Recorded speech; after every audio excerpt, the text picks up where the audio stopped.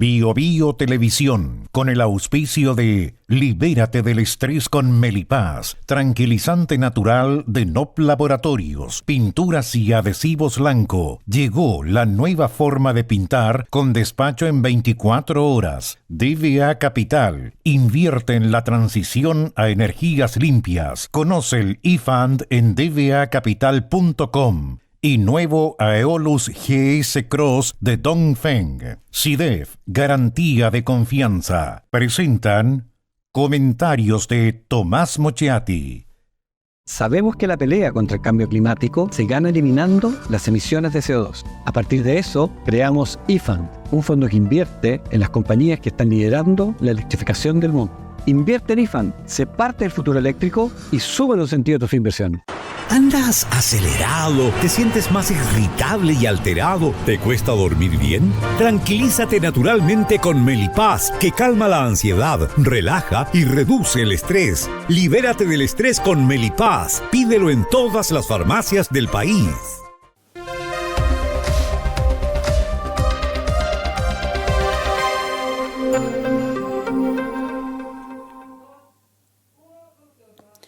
El asesinato, el ajusticiamiento de los carabineros sargento Carlos Cisternas y cabos Sergio Arévalo y Misael Vidal dicen que lo cambió todo. Yo tengo dudas. En Chile pasamos de asesinato en asesinato, de sicario en sicario, de ajusticiamiento en ajusticiamiento, diciendo que se ha cruzado la línea roja, que se tomarán medidas, que el Estado va a reaccionar. ¿Usted cree eso? ¿Quién se acuerda de Ronald Ojeda? ¿Acaso sus asesinos no escaparon del país? ¿Quiénes ordenaron su muerte? ¿Se ha dado cuenta que como una especie de figura que se esfuma lentamente en el vacío, Ronald Ojeda ya no es tema? Sus asesinos están, todo parece que es así, en Venezuela. ¿Están siendo protegidos o estarán siendo buscados por la policía? Se lo reitero la pregunta. ¿Son protegidos o buscados por la policía venezolana? ¿Morirán en una fuga aparente, recurso al que echan manos todas las dictaduras, aquí en Chile también ocurrió, para acallarlos y matándolos, finalmente terminar el caso? Ese caso tan espectacular por la posible intervención de agentes extranjeros va quedando en el olvido. Y este caso de estos 3 carabineros asesinados en la provincia de Arauco posiblemente sufrirá también la desmemoria. A los carabineros, una vez asesinados, los quemaron. Todo un horror. Pero a una pareja de ancianos, atacada por muchas personas, no solo les dispararon, sino que los quemaron vivo. Porque a Werner Luxinger y a su esposa Vivian Mackay los mataron salvajemente. Los mataron entre varios, los rodearon y los quemaron. ¿Se acuerda? Solo fue condenado una persona, condenada el machi Celestino Córdoba, que nunca, hasta hoy ha manifestado algún arrepentimiento y menos colaboró con la justicia. Todos los demás coautores, todos los demás asesinos quedaron libres. ¿Qué dijo Gabriel Boric en el caso de Celestino Córdoba? Dijo así, textual: familia Luxinger Mackay merece justicia, pero la justicia no se logra con montajes y actuar irresponsable y temerario de la Fiscalía. Y así, en forma miserable, de manera gratuita, el entonces diputado, hoy presidente, ponía en duda la investigación, hablando de montaje sin ningún antecedente, atacando a los fiscales desde la tribuna parlamentaria. Celestino Córdoba, el asesino, ampliamente ayudado por sectores políticos, obtuvo beneficios carcelarios imposibles para cualquier otra persona y terminó cumpliendo su pena por la presión en un régimen de semilibertad. Cuando el hoy presidente habló desde lo que llamó territorio liberado de Temucuicui, ya habían asesinado al matrimonio Luxinger Mackay y estaba en esa.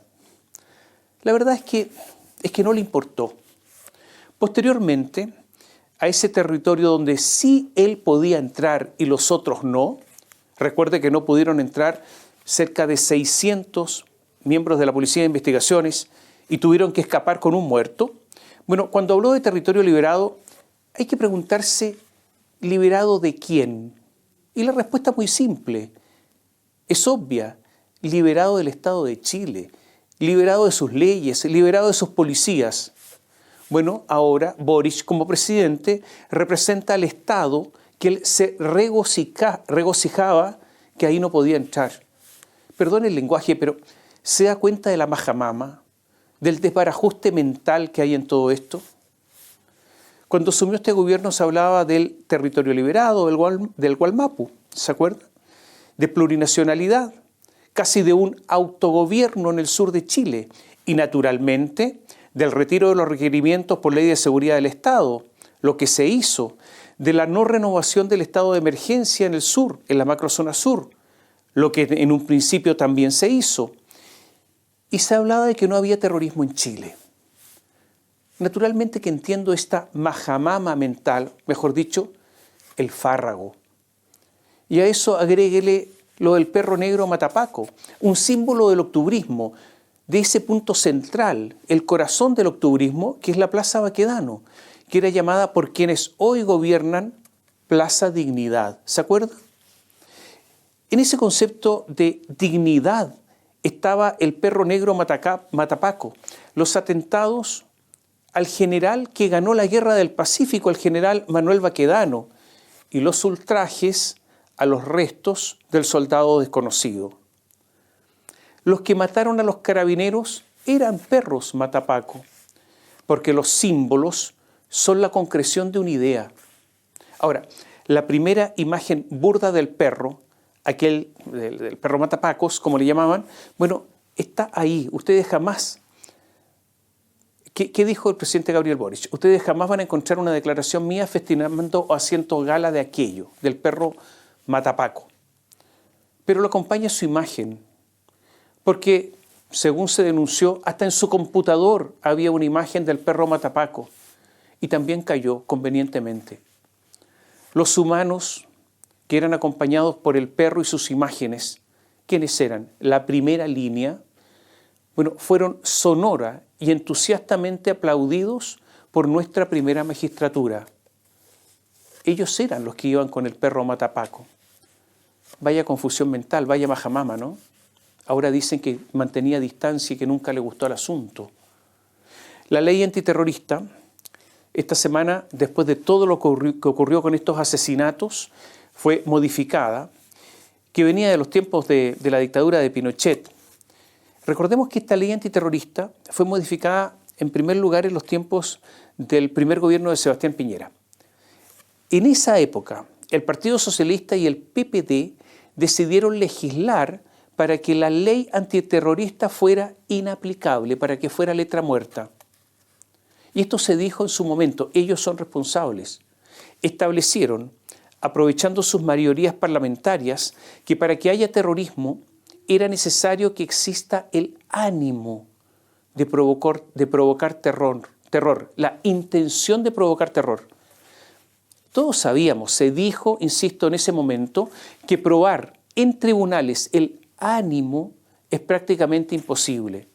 Por eso se sabía que la ley que ellos impusieron sería inaplicable y ellos también lo sabían. Y lo es, o sea, es inaplicable hasta el día de hoy. No olvide usted entonces que el llamado socialismo democrático, el Partido Socialista y el PPD, aunque están ahora en una operación de lavado de manos, son también responsables de lo que ocurre. En otros países del primer mundo, todo esto lo tienen absolutamente claro. Cuando hay ataques a lugares específicos, ¿qué es lo que dicen sus leyes? Cuando hay un ataque a un lugar específico, una estación de metro, una estación de ferrocarril, un puente, una autopista, un edificio público, siempre será terrorismo. Es un listado de lugares, nada de ánimo. Eso es un invento de esos parlamentarios para simular que tenemos una ley antiterrorista. Naturalmente que los que hoy son Frente Amplio en esa época también apoyaban toda esa tontera y pagamos durante años las consecuencias. Hasta ahora no ha habido reivindicación de los asesinatos. Solo habló una de las organizaciones que han efectuado atentados en la zona, negando su participación, la UAM, la Huaychán Auca Mapu. ¿Qué dijeron ellos? Creemos como UAM, Huaychán Auca Mapu, que acciones como la ocurrida no contribuyen al proceso de reivindicación territorial y transgrede principios fundamentales de toda lucha revolucionaria que se precie de tal.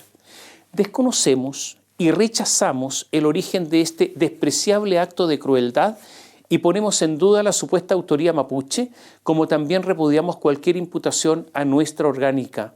Ultrajes como lo ocurrido demuestran un total desprecio por los valores fundamentales que todo mapuche debe enarbolar. Hay voces al interior de las cárceles de presos de la UAM, presos que están ahí van a estar por muchos años, que sostienen que los autores son de la coordinadora Arauco Mayeco, la CAM, luego del veredicto que condenó a su líder, Héctor Yaitul. Recordemos que se está a la espera de la sentencia que va a especificar la condena. La Fiscalía pide 25 años de cárcel para Yaitul. Las mismas voces indican que habría crimen organizado y reivindicación mapuche con financiamiento con el tráfico de drogas como cocaína, o sea, todo junto. Yo quiero recordar un caso, el caso de Emilio Berkov. Durante la década del 2010 inició su militancia Berkov en la coordinadora Arauco Mayeco, orgánica en la que llegó a ser brazo de derecho de Héctor Yaitul, y luego se integró a la Huaychán Auca Mapu. El 12 de julio de 2020 fue detenido por la Policía de Investigaciones en un operativo antidrogas en el peaje llamado Retiro, en la sexta región, junto a otras 10 personas. ¿Sabe cuánta coca llevaban? Cocaína. Cerca de 900 kilos, avaluados en cerca de 4.000 millones de pesos. Droga y reivindicaciones territoriales, crimen organizado y mucha droga.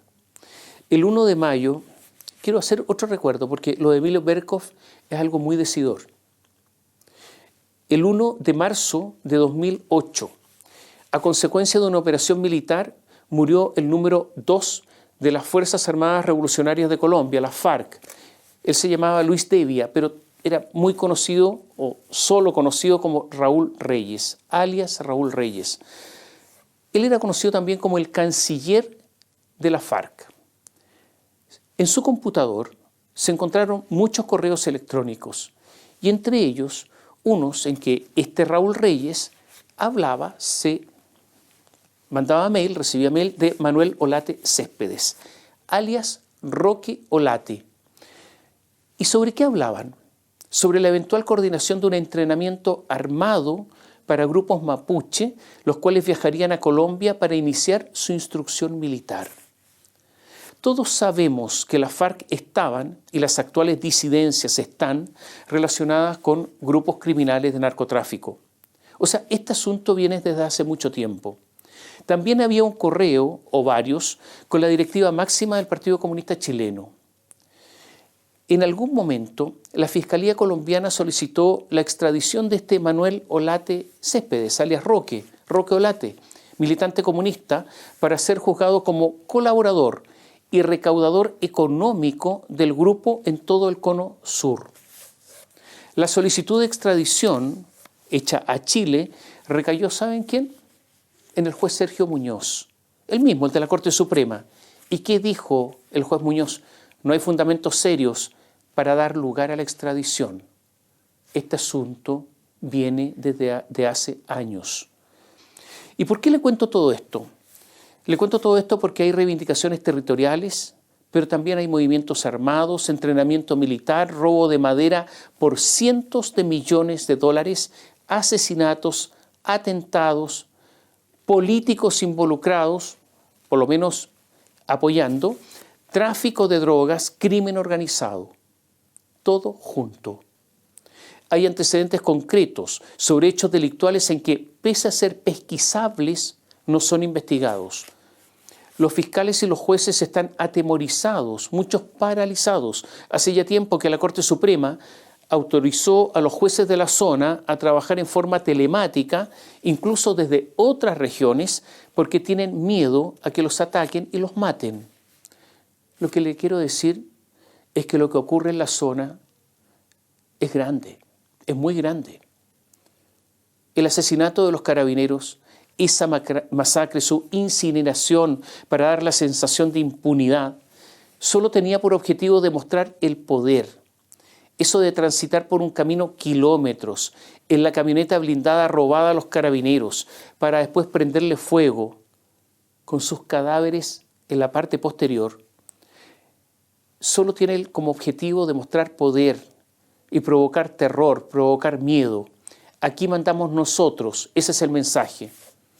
El asesinato de los carabineros es solo la punta del iceberg, porque reitero, esto es mucho, pero mucho más grande. Como les decía, esto hizo que el gobierno, los dirigentes políticos, los parlamentarios lloraran sobre la leche derramada. Y es que en vez de tener la semana distrital, se dedicaron a trabajar en el Congreso intentando sacar adelante las leyes de seguridad que están entrampadas. Hubo discusiones acaloradas. El presidente Boric llamó a legislar con urgencia, pero no en caliente. La tensión es como si se estuviera inventando algo. Mire, le voy a decir una tontera. No es menester, no es necesario inventar nada. Basta ver lo que han hecho otros países, Francia, Italia, Alemania, España, Inglaterra. Muchos de estos países tienen o han tenido fuerzas armadas en las calles, tienen sus reglas de uso de la fuerza, sus RUF, tienen ley de inteligencia, tienen ley antiterrorista. Ellos ya saben de todo esto y han aplicado estas leyes. El nivel del debate esta semana en la Cámara de Diputados fue lamentable, pero hay que decirlo. Yo diría que el nivel de la derecha, aunque en algunas cosas pueda tener razón, fue inferior al de los parlamentarios del oficialismo. La derecha está demostrando una falta de capital humano impresionante. No solo eso, la derecha sacó un conejo del sombrero. Resolvieron, y lo aprobaron, que había que entregar a la justicia militar todo hecho delictual en estos temas en que está involucrado un militar. O sea, vuelve la justicia militar a tener amplios poderes. La justicia militar debe existir solo cuando haya militares involucrados y en caso de guerra. Incluso su competencia en la primera situación es discutible. La justicia militar no es independiente y no cumple con ningún estándar mínimo. Usted sabe que acaba de morir un conscripto en el norte de nuestro país y hay otros que están gravemente enfermos. Los llevaron a la montaña sin las condiciones mínimas. Es como un nuevo caso Antuco, aunque menos letal. Dorothy Pérez, la Contralora General de la República en ejercicio, ofició al Ejército para que informara de lo sucedido. Este caso, a su juicio, ¿debe ser investigado por la justicia militar o la justicia civil? Agreguemos, además, el papel que tuvo la justicia militar bajo la dictadura del general Pinochet, que no fue justicia, sino que un brazo más de la política de atentados a los derechos humanos. La derecha, sí, nuestra derecha en el país, una vez más cometiendo errores no forzados. Y nuestra izquierda, la izquierda de Chile, de nuestro país, también cometiendo el error de soportar estos errores de la derecha, porque no se opusieron firmemente, no se opusieron todos al menos. Es verdad que la justicia civil en muchos casos está ideologizada. Es verdad que en abierta ilegalidad dicta fallos contra texto expreso de la ley. Es verdad que jueces Urrutia hay muchísimos. Es verdad que el Ministerio Público tiene fiscales con claras intenciones políticas y que esas inclinaciones políticas influyen, nos parece, por lo menos en su trabajo. Pero la solución no es reemplazar la justicia civil por la justicia militar, sino que mejorar la justicia civil. Hace algunas horas, finalmente, las Comisiones Unidas de Constitución y Seguridad de la Cámara de Diputados aprobaron la norma que otorga competencia a los tribunales militares y no a los civiles en aplicación de las RUF. Lo que yo le decía es un error de la derecha y una fuerte derrota para el gobierno. La izquierda debió haber sido más firme en esto. En las últimas horas se aprobó por parte de la Comisión de Hacienda del Senado el nacimiento de una nueva cartera, de un nuevo ministerio, que es el Ministerio de Seguridad Pública, para mejorar el control institucional de las policías. El problema es que se rechazaron modificaciones al Ministerio del Interior, ya que la oposición acusó al gobierno de que al constituirse este Ministerio de Seguridad Pública estaba queriendo establecer una reforma del sistema político encubierta al crear una especie de, en el Ministerio del Interior, de primer ministro. Se establecía que Interior tendrá la facultad del ejercicio de la soberanía y del gobierno interior, siguiendo el mando del control del orden público, y el Ministerio de Seguridad a cargo de la prevención de los delitos, radicado hoy en una subsecretaría. El proyecto establece que el Ministerio del Interior, en su calidad de jefe o jefa del gabinete ministerial del presidente o presidenta de la República, será quien realice la coordinación política de los ministros de Estado. O sea, con lenguaje inclusivo incluido, lo que se estaba haciendo es crear una nueva figura, una especie de jefe de gobierno distinto del presidente. Y esto fue rechazado, una majamama nuevamente. Y el Senado también aprobó la ley antiterrorista.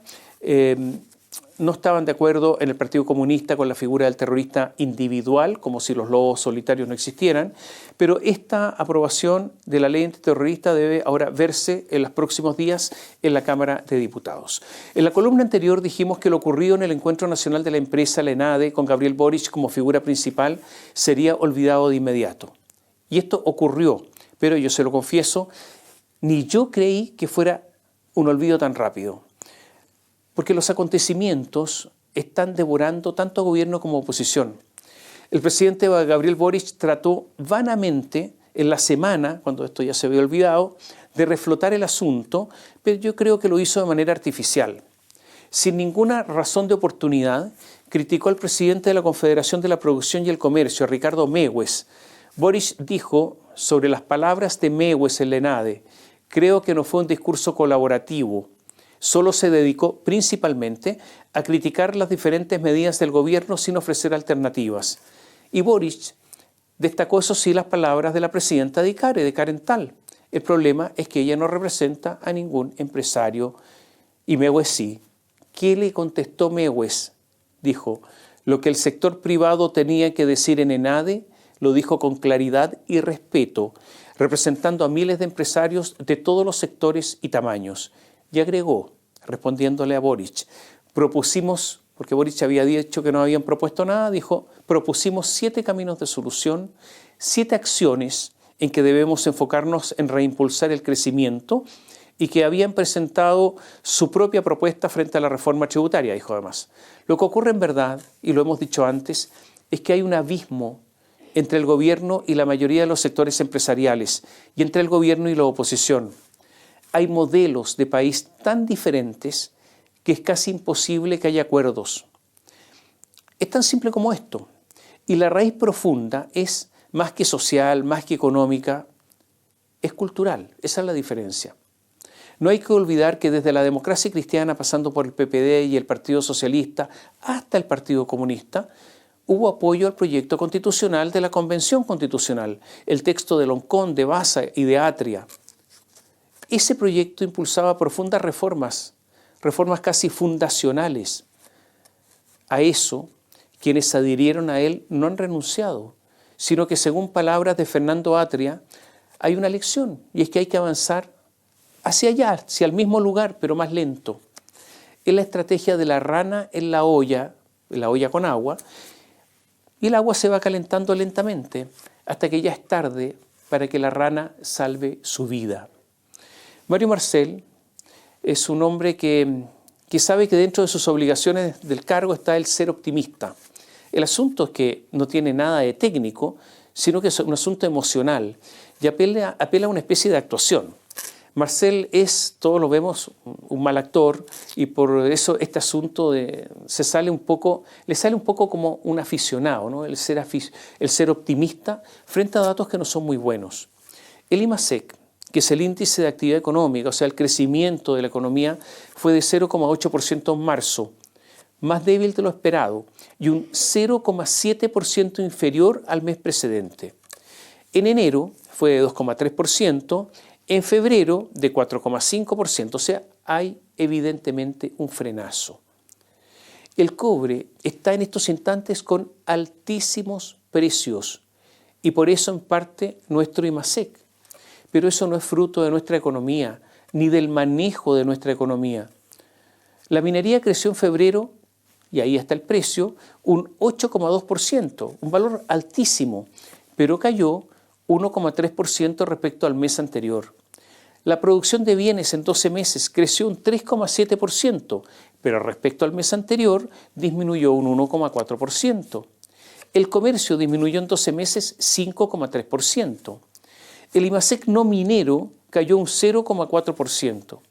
Es posible que el mes de abril el IMASEC esté mejor, pero las proyecciones para este año se mantienen en un modesto 2,5% de crecimiento. Lo que se lograría todo esto es porque hay una baja base de comparación. Ahora, como una parte, puedo decir que debido, y esto es increíble, debido a la bajísima producción que en estos instantes tiene Codelco, la estatal no está aprovechando los altísimos precios del cobre. Los errores, todos los errores en el desarrollo de Codelco, los errores de ingeniería, todos los proyectos estructurales detenidos, estos errores se pagan caro y están costando al país miles de millones de dólares. Como en tantos lugares públicos, en tantas instancias públicas, no hay ningún responsable. Los sindicatos callan cuidando sus granjerías. Los directivos de Codelco dicen a cada rato, usted lo debe haber escuchado, que Codelco es la mayor empresa minera del mundo. Pero cuando se trata de ganancias, cuando se trata de los aportes a sus dueños, o sea, a los chilenos, es un pigmeo, con trabajadores pagados como si fueran grandes. Otra majamama. Las grandes empresas además siguen retirando dinero de Chile e invirtiendo fuera del país. El sector forestal ha hablado de un repliegue en nuestro país. La compañía manufacturera de papeles y cartones, la CMPC, anunció un proyecto multimillonario de más de 4.500 millones de dólares, donde en Brasil. El grupo Arauco, Grupo Angelini, ya está en Brasil con una inversión de 3.000 millones de dólares. La industria forestal chilena no está plantando árboles, dejó de plantar, de manera que van a esperar que crezcan lo que ya están, van a cosechar y van a cerrar. La industria forestal chilena que hemos conocido se va a terminar. En una columna anterior hablamos de que en Chile estamos sometidos a un estrés fiscal, a una estrechez económica del fisco. Y no lo digo yo, sino que lo dice el Consejo Fiscal Autónomo. Bueno, en palabras simples, el Estado está sin plata y año a año se endeuda y año a año debe pagar más y más intereses por la deuda. Y estos intereses además están subiendo. Se calcula que el gobierno de Gabriel Boric no va a dejar un peso al próximo gobierno para que pueda aumentar en parte el gasto o para que pueda efectuar sus propias políticas. O sea, este gobierno va a dejar amarrado, bien amarrado todo. El mismo Consejo Fiscal Autónomo dijo que al término del primer trimestre de este año, la deuda bruta del gobierno central alcanzó los 126.134 millones de dólares. Este es un nuevo máximo que equivale al 40,7% del Producto Interno Bruto, del PIB. Al cierre del año pasado era de 39,4%, en pocos meses subió al 40,7%. Esto en plata es una enormidad. Y se espera además que a fin de año llegue al 41,2% del PIB. Ante la sonrisa de un hombre que parece como ausente, que es Marcel, el caballo está desbocado. La irresponsabilidad del presidente y de los muchachos del Frente Amplio es notable. Este muerto se lo van a dejar a todos los chilenos y ellos tendrán buenos trabajos a través de las redes que eficientemente se han creado y le van a dejar el problema a otros. Y hay otro peligro, que ante el aumento de la deuda haya una nueva rebaja del rating crediticio de Chile. Pero a eso ya estamos acostumbrados, ya lo han bajado en el último tiempo un par de veces. Y la primera magistratura aparece en otra. El nivel de confianza de los consumidores sobre el desarrollo de la economía se redujo entre marzo y abril, y también la proporción de personas que creen que es un buen momento para buscar empleo. Hace algunas horas se dio a conocer la tasa de desocupación, que alcanzó un 8,7%. Según el economista David Bravo, que es un experto en estas materias, la tasa está subestimada por la gran cantidad de personas que ya no buscan trabajo. La tasa de ocupación es la misma que había en mayo-junio del año 2012, o sea, hay un retroceso de 12 años. Respecto al momento de la prepandemia, faltan 198.000 empleos por recuperar. Si se calcula de esta manera, el desempleo sería de 10,4%. La tasa de informalidad supera el 28%, es una enormidad de personas a los que la reforma tributaria no les afecta, porque no pagan impuestos a la renta, porque usan los servicios públicos sin contribuir a su financiamiento y porque reciben salud además, pero además porque recibirán, aunque jamás hayan cotizado, la PGU, la pensión garantizada universal, pagada por todos los demás. Todas estas personas que se consideran empleadas están fuera del sistema salvo para recibir algún beneficio. La enorme nueva cantidad de normas que regulan al sector privado han creado un enorme desincentivo para que estas personas se regularicen. Pese a que el presidente Boric dijo que tenía como meta una informalidad de un 25%, que es una meta modesta, es evidente que no lo logrará. Y hay un dato más. Los asalariados del sector privado han disminuido desde la prepandemia, mientras que los asalariados del sector público han aumentado en un 4,9%. El gobierno contrata y contrata a funcionarios públicos con todas sus regalías, mientras los servicios públicos no mejoran. La morosidad, el no pago de 3 o más cuotas de créditos comerciales al mes de marzo está en el máximo de los últimos 10 años, el más alto desde el inicio de esta medición. Superó entonces los niveles de la prepandemia. Mientras tanto, la productividad completó 7 trimestres de caída. En el último trimestre de 2023 fue de 2,5% menos anual. Hay que recordar que hay una comisión para encauzar el aumento de la productividad, pero esto es puro humo y yo diría que un humo un poco tóxico. Es imposible no hablar de educación. Mal que mal, este es el elemento fundante, la piedra filosofal de este gobierno. Hace unos días se plantaron de pie frente al Palacio de la Moneda padres cuyos hijos no tienen colegio. Pero ¿se imagina usted a quienes gobiernan si fueran oposición, cómo reclamarían, gritarían, proclamarían cualquier cosa ante una situación así? Y ahora que tienen el poder, están callados. Padres que llegaron de Algarrobo, de Lampa, de Tarapacá, de muchos lugares, entregaron una carta al ministro del Partido Comunista, a Nicolás Cataldo. Entre ellos había un director, Franklin Rodríguez, director del Colegio San Francisco de Vallenar, que fue detenido porque la Corte de Antofagasta lo obligó a otorgar un sobrecupo a un alumno que no tenía colegio. Y resulta que él no tenía cupo. Y este asunto no ha tenido solución. ¿Se acuerda usted del eslogan o no? Educación pública, gratuita, de calidad, gritaban. Gritaban antes porque ahora no gritan. Y ocurre que entre 2017 y 2023 solo se han construido 10 colegios públicos en el país, solo 10. No se están construyendo además colegios privados subvencionados. Recordemos que Michelle Bachelet con su reforma, junto al ministro de la época Nicolás Eyzaguirre, ese que dijo que había que bajar a los niños de los patines porque iban demasiado rápido en sus estudios, lograron esto. O sea, que no se construyeran colegios con su reforma. Estos son unos verdaderos verdugos educacionales de los niños chilenos. ¿Fueron secundados por los muchachos del Frente Amplio? Sí. ¿Por los Jackson, los Boric, los Winter? Sí. ¿Por esta inteligencia revolucionaria? Sí. ¿Cuál es el resultado? Que no se construyen colegios y que hay niños a estas alturas del año sin matrícula.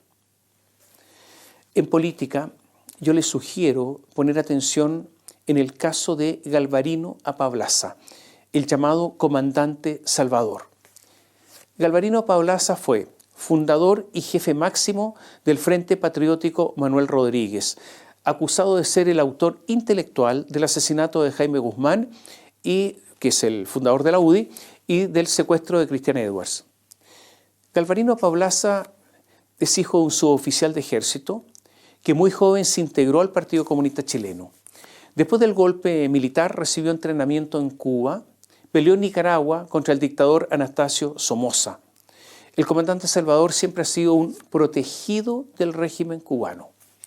El 29 de noviembre de 2004 fue detenido en el Gran Buenos Aires bajo el nombre falso de Héctor Daniel Mondaca. En el año 2010, la Corte Suprema otorgó la extradición, la Corte Suprema Argentina, otorgó la extradición solicitada por Chile, pero el gobierno de los Kirchner le otorgó asilo político. El asunto es que el Partido Comunista Chileno lo sigue apoyando y lo apoya expresamente y públicamente. Están amparando al comandante Salvador. Y en Argentina, la ministra de Seguridad Pública, ahora gobierna Javier Milei, un hombre de derecha. Entonces, la ministra Patricia Bullrich, ministra de Seguridad Pública argentina, dijo: creemos que es justo que Argentina no solamente le haya sacado el refugio de manera administrativa, sino que la justicia también hable y terminar de cerrar un caso que está claro que no es un caso de un refugio por persecución política, sino por haber cometido asesinatos. Y agregó: Argentina no va a ser tierra que mantenga asesinos, sino que estamos acelerando y pidiéndole a la justicia que acelere los tiempos para resolver el caso. La Argentina de Javier Milei, todos sabemos, no se lleva bien con Gabriel Boric. Mandar de vuelta a Pablaza tiene entonces un doble sentido, o podría tener incluso un doble objetivo. No tener a un eventual delincuente al interior del país, pero en segundo lugar, además, crear un problema a Gabriel Boric. ¿Un problema con quién? Con el Partido Comunista, que desea que el comandante Salvador siga en Buenos Aires. No hay que olvidar que Boric, en un viaje muy reservado, casi secreto, a París, junto a Maite Orsini, solo ellos dos, visitaron a Ricardo Palma Salamanca, condenado por el homicidio de Jaime Guzmán. Boric justificó que Palma Salamanca no se extraditara a Chile porque, y esto es textual, la justicia chilena había sido cómplice de la dictadura e ignominia ante las violaciones a los derechos humanos. Y antes había llamado a defender el legado tanto del Frente Patriótico Manuel Rodríguez como del Frente Autónomo, y había presentado sus respetos a Mauricio Hernández Norambuena, el comandante Salvador, otro de los asesinos de Jaime Guzmán. Pero ¿y ahora qué va a hacer Gabriel Boric con Galvarino Pablaza? ¿Qué va a hacer con él? Porque resulta que si los argentinos tratan de mandarlo para acá, se le va a crear un tremendo problema con el Partido Comunista, que no quiere recibirlo acá. ¿Qué va a pasar? Grave dilema. Esto se va a resolver, yo diría, en los próximos días. Y Gabriel Boric tiene que tomar una decisión. Pero ¿se da cuenta usted cuánta majamama hay? La próxima semana no habrá columna, así que nos vemos en 15 días.